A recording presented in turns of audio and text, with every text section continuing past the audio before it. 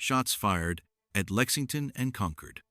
The winter of 1774 turned into the spring of 1775, and tension hung in the air like thunderclouds.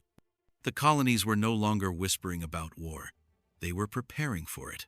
Across New England, towns and villages formed militias, ordinary farmers and tradesmen who trained on weekends and called themselves Minutemen because they could be ready to fight at a moment's notice.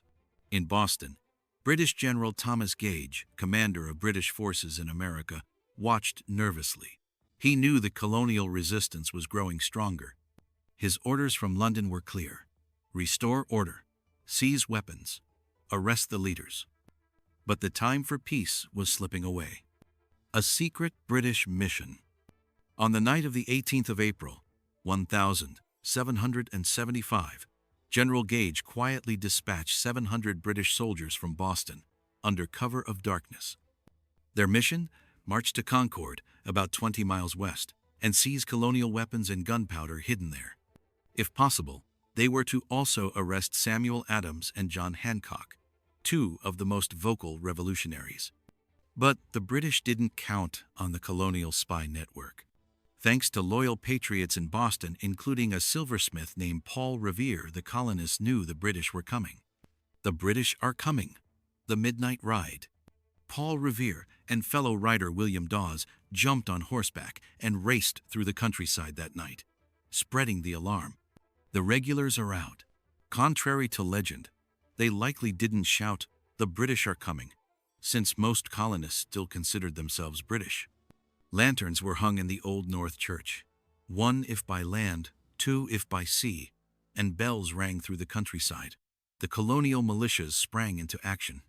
By dawn, the British would face something they hadn't expected: armed resistance. The 19th of April, 1775. The shot heard round the world. As the sun rose on the 19th of April, the British column reached the quiet village of Lexington. There, on the green, they found about 70 colonial Minutemen waiting for them. No one knows who fired the first shot. But suddenly, a gun went off, and the world changed forever. The British opened fire, and when the smoke cleared, 8 colonists were dead. The redcoats pressed on to Concord, but by then, hundreds of Minutemen had arrived. As the British searched for weapons, colonial militias massed at the North Bridge outside town. And there, the Americans fired back. It was a stunning moment. The world's greatest military power, the British Empire, was now under fire from its own colonists. The British began a retreat back to Boston, and it was a disaster. Along the 20-mile march, thousands of armed colonists fired at them from behind trees, walls, and fences. It was guerrilla warfare, American style. By the end of the day, nearly 300 British soldiers had been killed, wounded, or captured. The revolution has begun. The news spread like wildfire. From New Hampshire to South Carolina, colonists heard the shocking news. The British Army had fired on Americans, and the Americans had fought back. It wasn't just a protest anymore. It was war.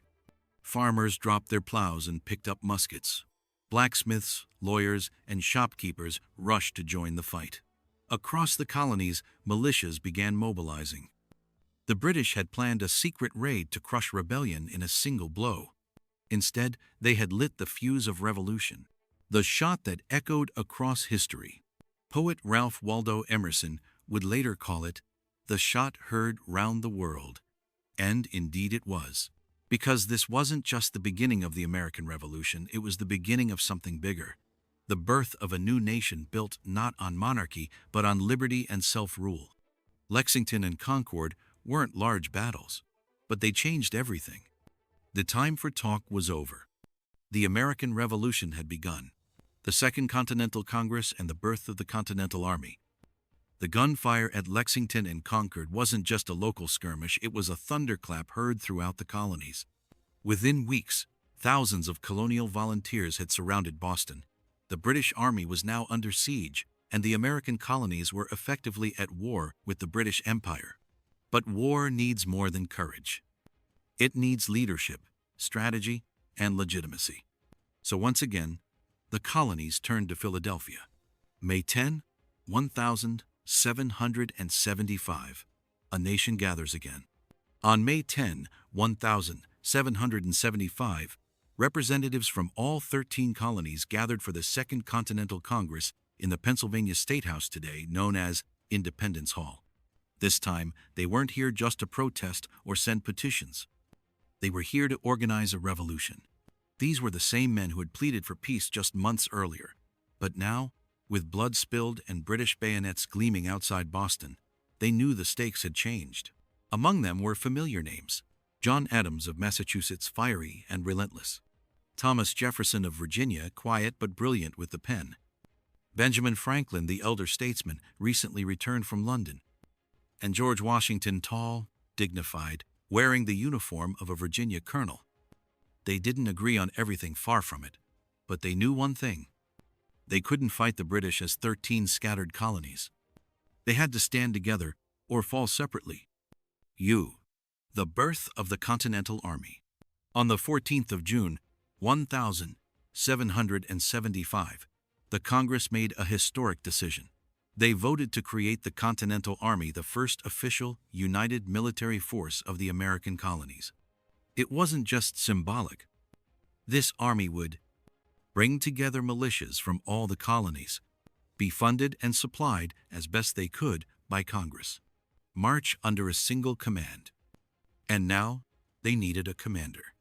John Adams stood and nominated a man he believed could unify both North and South, a man who had military experience, commanded respect, and looked the part of a leader. That man was George Washington. Though he said little, Washington accepted the role with humility, pledging to serve without pay.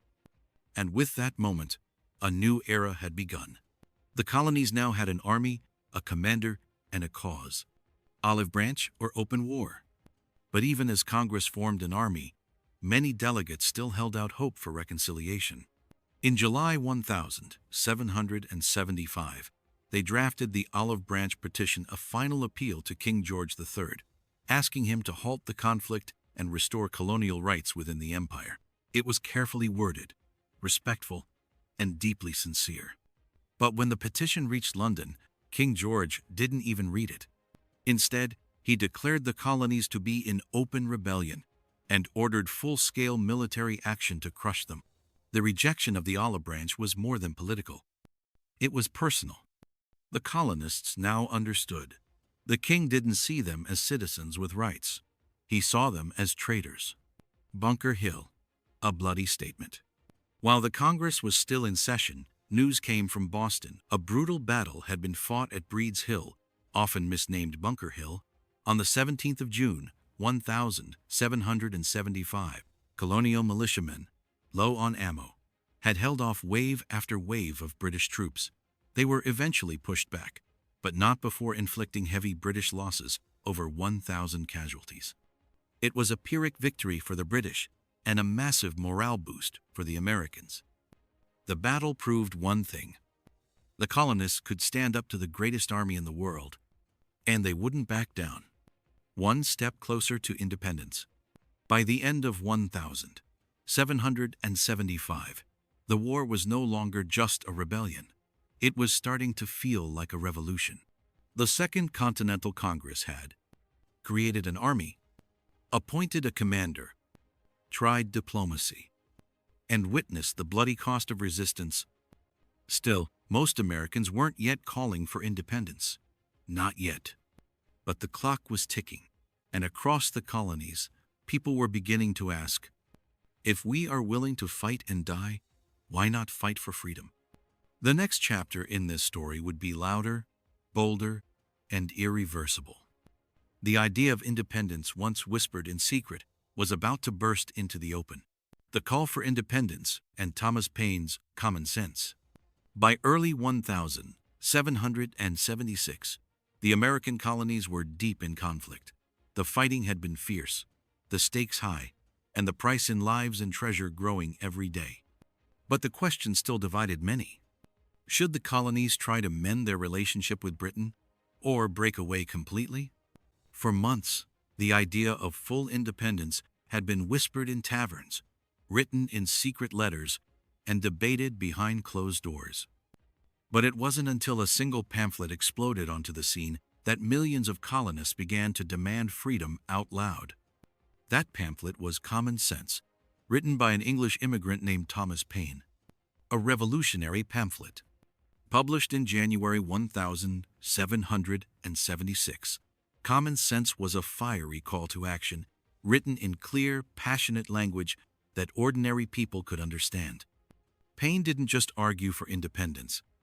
He tore apart the very idea of monarchy. He called King George III a royal brute and blasted the idea that any man had the right to rule over others by birth. Paine's words were a shock.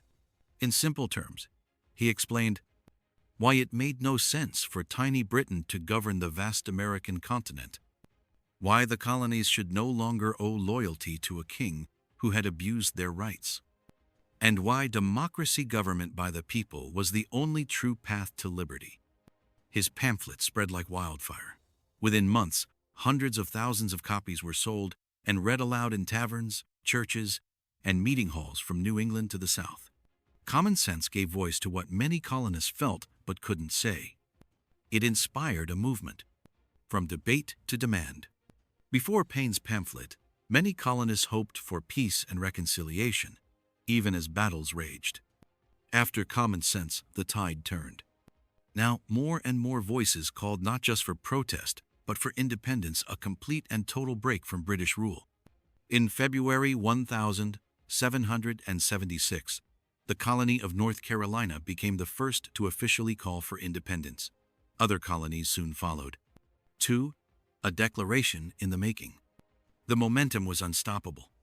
In June 1776, the Continental Congress appointed a committee to draft a formal declaration explaining why the colonies must separate from Britain. At the center of this task was Thomas Jefferson, a young, brilliant lawyer from Virginia, known for his elegant writing. Over 3 weeks, Jefferson wrote what would become one of the most famous documents in history, a powerful statement of human rights, liberty, and the right of people to overthrow unjust governments. The Declaration of Independence. On the 4th of July, 1776, the Continental Congress officially adopted the Declaration of Independence. It declared that all men are created equal, that they have certain unalienable rights, including life, liberty, and the pursuit of happiness, that governments derive their power from the consent of the governed, and that when a government becomes destructive, the people have the right to abolish it and create a new one. These words weren't just a legal statement. They were a bold, revolutionary promise. The colonies were no longer just rebellious provinces. They were now the United States of America, a new nation born out of the desire for freedom. A new chapter begins. The Declaration changed everything. It gave the colonists a clear purpose and a rallying cry. It made the revolution about ideas as much as guns. It inspired men and women to risk everything for a new way of life, a society built on liberty, equality, and justice. But it also meant that the colonies were now openly declaring war on one of the most powerful empires in the world. The fight for independence was no longer a distant hope, it was a bold, irreversible reality.